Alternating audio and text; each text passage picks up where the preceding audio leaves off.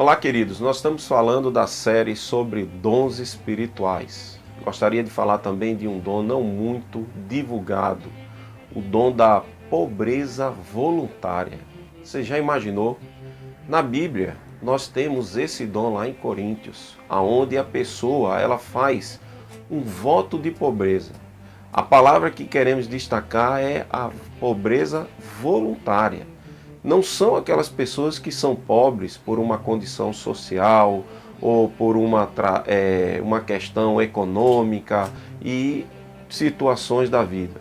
São pessoas que teriam condições e têm condições de ter uma boa vida, uma vida financeiramente estável, quem sabe até serem pessoas empreendedoras, pessoas com bastante dinheiro, mas ao invés disso, elas abrem mão da sua riqueza, do seu tesouro, dos seus recursos e vão viver no meio das comunidades mais carentes, em favelas, em lugares pobres, em vilarejos, em campos missionários, enfim, aonde não chegou a tecnologia, aonde tem a escassez de uma boa saúde, de uma boa educação, vão viver em barracos, vão morar em casas humildes, ao relento, talvez até na rua, mas para que elas possam, através desse estilo de vida, pregar o Evangelho de Cristo a essas pessoas também marginalizadas, muitas vezes, na nossa sociedade.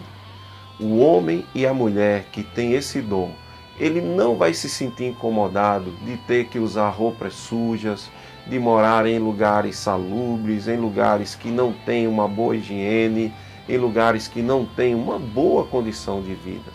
Porque para elas o foco maior é estar inserida nesse contexto social. Essas pessoas que têm o dom da pobreza voluntária, elas vão fazer exatamente uma imersão na realidade dessas pessoas pobres. E ali é que elas vão conseguir desenvolver seus ministérios, seu trabalho, né? Tanto na área de evangelismo, na área de saúde, na área de aconselhamento, em tantas e tantas áreas. Eu gostaria de destacar que o dom da pobreza voluntária, ele é distinto daquela pessoa que tem o dom de contribuição. Tem muita gente que gosta de contribuir, usa os seus talentos, as suas habilidades para levantarem recursos, ganharem muito dinheiro e também doar muito dinheiro. A pessoa que tem o dom da pobreza voluntária, ele vai doar tudo. Por exemplo, o grande evangelista John Wesley, ele foi um homem que ao longo do seu ministério levantou muitos recursos para a obra de Deus, para os campos missionários, mas ele morreu praticamente sem nada. Ele não deixou uma casa, ele não deixou recursos financeiros. A única coisa que ele deixou, e a mais importante, foi o seu legado, a sua vida, a sua história. George Miller foi um outro grande missionário que doou ao longo da sua vida inteira uma fortuna para as missões. Mas todas as doações ele não se identificava. E quando ele morreu, todos os recursos que ele tinha não passava de $800 somados em tudo aquilo que ele construiu ao longo da vida. Por quê? Porque tudo que ele tinha, ele doou para as pessoas e viveu um estilo de vida simples. Essa é a grande filosofia de vida desses irmãos e dessas irmãs que têm esse voto e que têm esse dom. Eles vão viver da forma mais simples possível, comendo da comida mais simples, usar as roupas mais simples, viver nos ambientes de uma forma tão simples que os seus recursos não são necessários. E para isso eles acabam doando para outros e doando para instituições. E acima de tudo, doando a sua própria vida para a causa de Cristo.